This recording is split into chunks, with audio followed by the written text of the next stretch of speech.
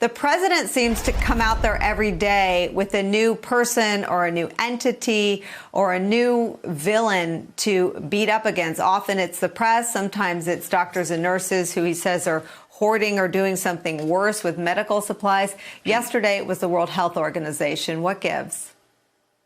Well, Nicole, the president's in the middle of a campaign, and it's a campaign to avoid any personal responsibility for the slow actions of the federal government in responding to the coronavirus, and a campaign to find others to blame. And we saw yesterday him cast out to point a finger at the World Health Organization when, in fact, the WHO did warn about coronavirus. One of the things that really got to the president from the WHO is when they spoke out against his decision in late January to restrict travel from China. They thought that was not a good use of resources or a good policy in terms of stemming the spread of the coronavirus, and it really bothers the president that he had that criticism from an international institution, which of course he's already inclined to not like. Remember, he hates NATO, he hates multilateral trade agreements, he really doesn't like the United Nations. He has a beef with these sorts of multilateral international organizations to begin with.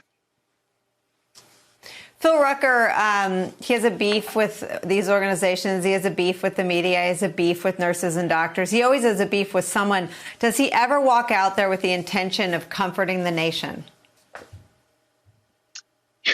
You know, it's an interesting question because he was actually asked that direct question a week or two ago by Peter Alexander and gave a very off-key answer. And it's interesting, in all of these performances that he's had at these news briefings, he has not sounded particularly empathetic. He's not really reached out beyond his base. He's viewed it much more as a political game, sort of who's up, who's down in that moment, which governors is he going to beat up on today, which reporter is he going to spar with. And I assume that's because he thinks that this works for him. It's been his style that helped get him elected in 2016. But we're in a different environment right now with a pandemic when I think all Americans are looking to Washington for some guidance and some certainty and confidence that the government is doing everything it can do to save lives and get this country back on course. And Dr. Emanuel, to be fair, some of that guidance and information is coming from Drs. Fauci and Birx and others. But if you could give us some guidance and maybe reassurance, these numbers are staggering. And the fact that the numbers of death in New York, it was the highest number yet. That death toll is hard to read every day. But others say that if we near the peak, that might be a good sign. Just take me through what the numbers mean to you. So we have over 400,000 people who are testing positive in a situation where we know we don't have enough tests.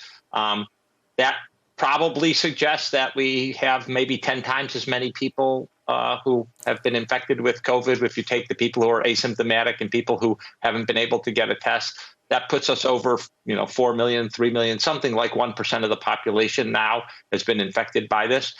We have 14,000 deaths, and the deaths are certainly going up. They're a lagging indicator. So if, in fact, the number of cases may be reaching a peak and coming down, the deaths are going to go up for a while. And I think you heard from many people, including the president's own Surgeon General and Dr. Fauci, that, in fact, this is going to be the worst week. So we're going to have a large increase in the number of deaths. But, we may be having some good news that we're slowing down, even as the numbers look bad.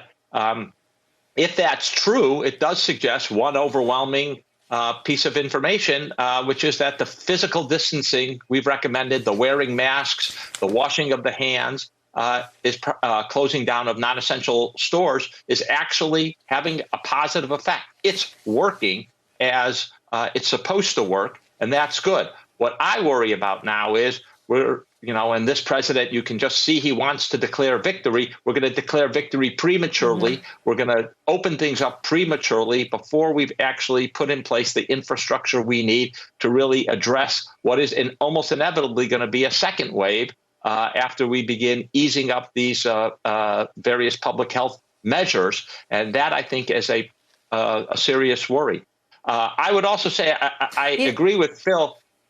We've had a lot of this attack. And if you look in the right-wing media, Breitbart, Tucker Carlson last night, there's now a trio. They've gone after Tony Fauci. They've gone after Bill Gates. They've attacked me because I said we're going to be in this for 18 months.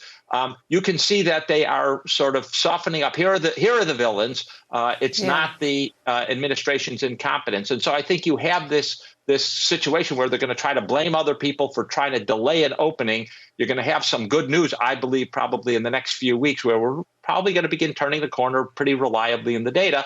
And then you're going to have people wanting to rush to open things up. And I think this very dangerous combination potentially.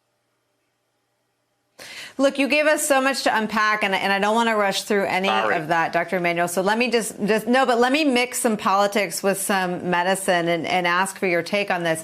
This is a painful example to use, but George W. Bush was on an aircraft carrier famously toward the beginning of the Iraq War. There was a mission accomplished banner on it. It sent the wrong message, and we don't need to debate whose fault it was. I'm happy to take part of the blame as one of the press people responsible for those things. But it does feel like you just named Fox News, right-wing online sites, the president, his closest allies, perhaps getting ready to declare victory. What are the dangers, not just to our health, but to our psyche of doing that too soon, going back and having some sort of resurgence? What does that look like? Well, I think it's going to be hard to get people to take physical distancing, wearing the mask and all that stuff seriously again, and to redo it. I think, a good leader, Winston Churchill, or even Ronald Reagan would have said, listen, we've got the next 18 months. Here's what to expect. And here's what we're going to be doing in response to that. OK, you can expect that we're not returning to normal pre-COVID until 18 months. We are going to be able to open up a little bit. We are going to have to keep this physical distancing in place with modifications and prepare the public for what is coming. There is no preparation for the public. You get this constant, chloroquine, it's going to work. Just try it. No problem. Or you get this thing like, oh, I'm sure that the warm weather's coming and it's going to all be fine. It's not, I didn't read Peter Navarro's memo. We didn't have to pay attention to that. And I think the public is not going to trust that the administration or the government and not really know what to do. And that is a very bad situation. I mean, one of the points I like to make is the solution here is not a tech-driven solution. It's human behavior. It's the old millennials old solution. We got to physically distance, wash our hands, wear a mask, stay at home. None of that's tech. It's all, but it does require trust, and it does require people doing it consistently. And if you don't trust the government, you don't trust the instructions you're getting, and then you see, wow, none of this is working. It could be a real problem to get people to do it for the 18 months we need to. And by the way, that 18 months, I didn't invent that. The White House's own memos have 18 months as the timeline till we get a vaccine, until we can actually fully ease up and return to real normalcy. Phil Rucker, 18 months doesn't sound like a number that will ever come out of Donald Trump's mouth, even if everybody, including the vice president, becomes convinced that that's how long this will take. Just talk about how far apart Donald Trump is right now in terms of accepting the facts as they are, either on drug treatments, on how long it's going to take, or on what the next, even just the rest of his fourth year in office is going to look like. Yeah, Nicole, the president's not thinking about 18 months. He's thinking more like 18 days. He is eager to get the economy reopened. And you've heard it the last few days in his public remarks at these news conferences, sometime after the end of the month of April and sometime soon.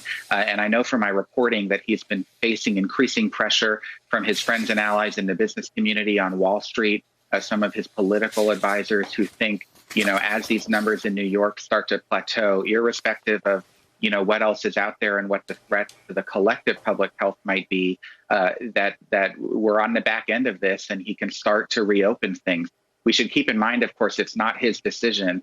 He can set some federal parameters and guidelines, but these are decisions that state and local authorities are authorized to make. And a lot of the governors that we've been interviewing the last few days say that they're going to be making their own choices in their own state based on the data and the analysis of the scientists looking at the risk in their communities, not based on what the president tells them to do.